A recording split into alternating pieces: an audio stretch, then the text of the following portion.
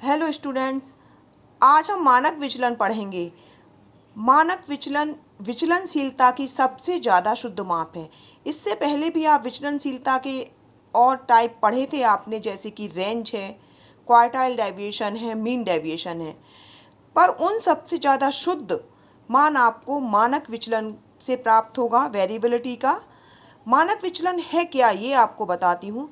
मानक विचलन एक अंक वितरण की विचलनशीलता के माप की स्थायी इकाई है।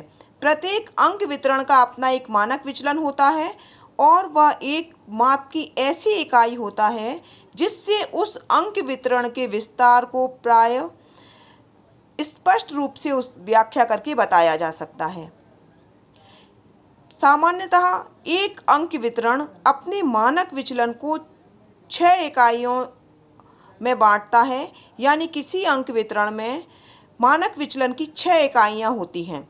प्रसामान्य वितरण में मध्यमान से 3 इकाइयाँ पॉजिटिव साइड में होती हैं या पॉजिटिव डायरेक्शन में होती हैं और 3 इकाइयाँ उसकी नेगेटिव डायरेक्शन में होती हैं। आप सभी जानते हैं किसी एक्स एक्सिस पर राइट साइड में पॉजिटिव डायरेक्शन होता है और लेफ्ट साइड में नेगेटिव डायरेक्शन होता है। तो इसीलिए हमने बताया है कि जो भी स्टैंडर्ड डेविएशन है उसकी 3 यूनिट हैं, वो राइट साइड में होंगी पॉजिटिव वे में और 3 होंगी उसकी नेगेटिव साइड में।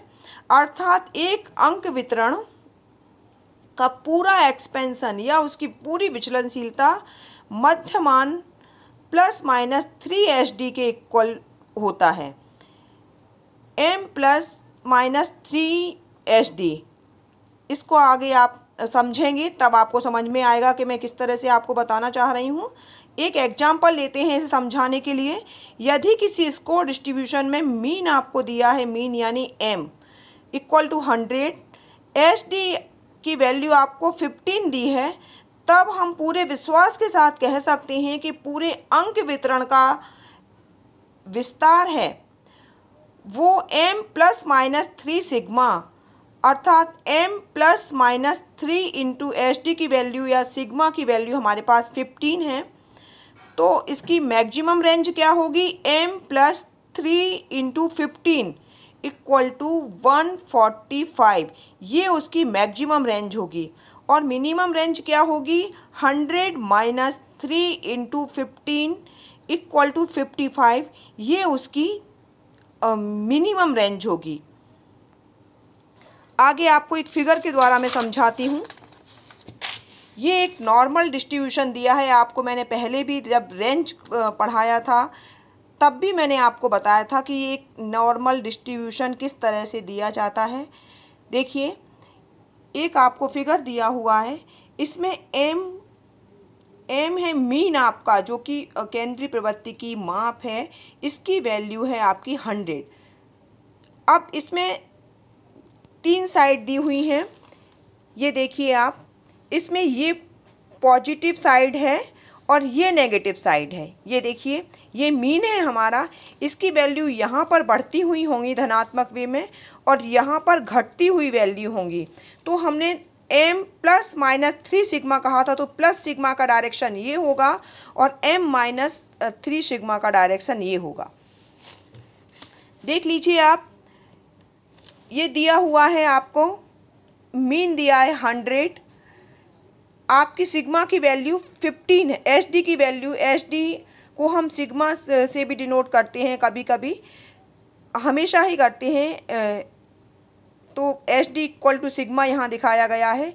ये 3 सिग्मा में डिवाइड इसे किया है, पॉजिटिव साइड में भी 3 सिग्मा है और नेगेटिव साइड में भी 3 सिग्मा है। इनका जो इक्वल डिस्ट्रीब्यूशन है, ये प्लस सिग्मा और ये माइनस सिग्मा, यानी 100 प्लस 15 साइड ये होगा, 100 माइनस 15 ये स्कोर इसके बीच में होंगे और ये स्कोर इसके बीच में होंगे। दोनों के बीच में पूरे डिस्ट्रीब्यूशन के 68.26% केसेस इसके बीच में आ जाएंगे।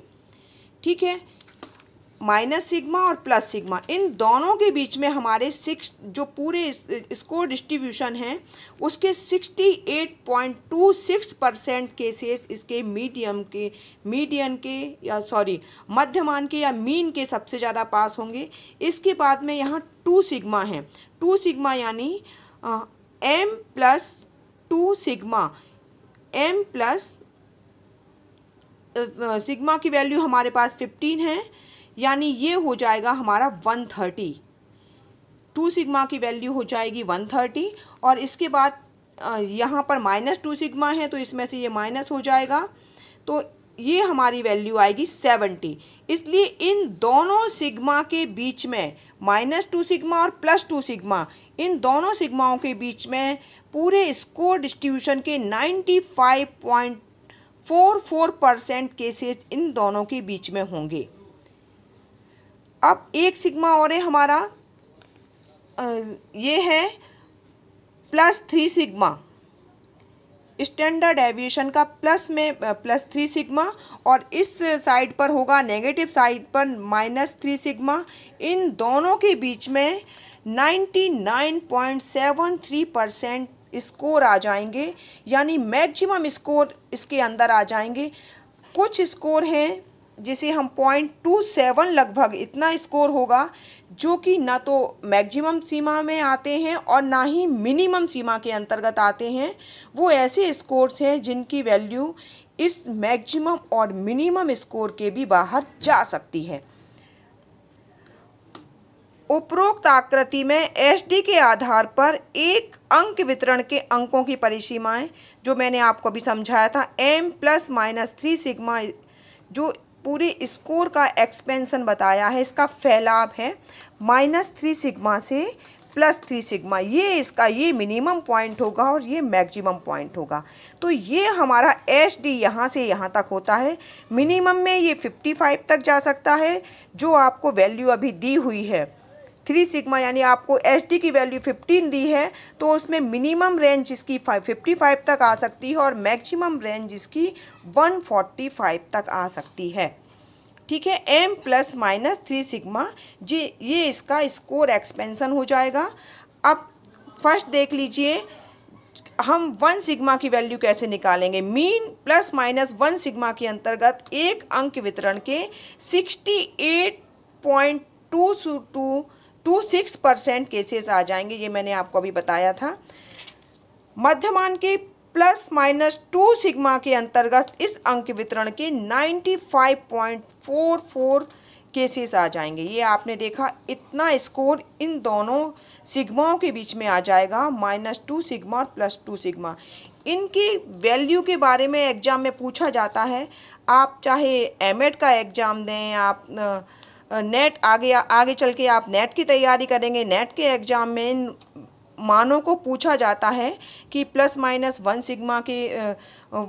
सिग्मा के बीच में कितने केसेस आते हैं, तो आप बताएंगे 68.26% केसेस आ जाते हैं। ऐसे ही -2 सिग्मा +2 सिग्मा के बीच में किसी नॉर्मल डिस्ट्रीब्यूशन के कितने केसेस आते हैं, कितने परसेंट, तो 95.44%। ऐसे ही -3 सिग्मा और +3 सिग्मा के बीच में हमारे आ जाएंगे इसमें 99.73%, यानी सबसे ज़्यादा केसेस इसके अंदर आते हैं। फिर भी कुछ केसेस ऐसे बच जाते हैं जो एक्सट्रीम हैं, चाहे वो पॉजिटिव माने चाहे उन्हें हम नेगेटिव माने। ये नेगेटिव हैं, कुछ केसेस इसके भी कम हो सकते हैं जिनकी वैल्यू 55 से भी कम होगी, और कुछ केसेस ऐसे होंगे जिनकी वैल्यू 145 से भी ज़्यादा होगी, वो इस लिमिट के अंतर्गत नहीं आएंगे। तो ऐसे केसेस कुल 0.27 ही % होंगे जो इस रेंज से बाहर होंगे। इस विषय में यह अनुमान लगाया जा सकता है कि ये अधिकतम और न्यूनतम सीमाओं से भी बाहर के केस हो सकते हैं। ठीक है, तो उम्मीद है कि आपको एचडी समझ में आ गया होगा। एचडी क्या है, एक बार फिर मैं दोबारा से आपको थोड़ा सा बता देती हूँ।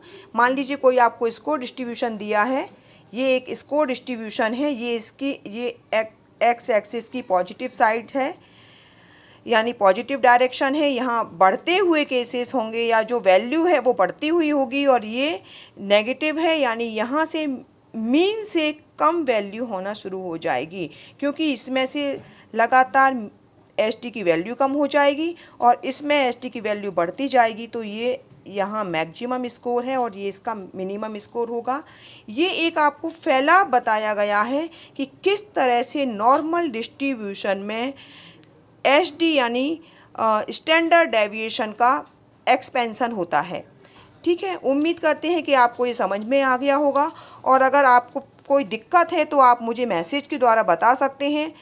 आगे हम जब हमारा आगे वीडियो आएगा तो उसमें हम स्टैंडर्ड डेविएशन कैसे निकाला जाता है उस तरह की प्रॉब्लम आपको बताएंगे कि स्टैंडर्ड डेविएशन किस तरह से हम फाइंड करेंगे।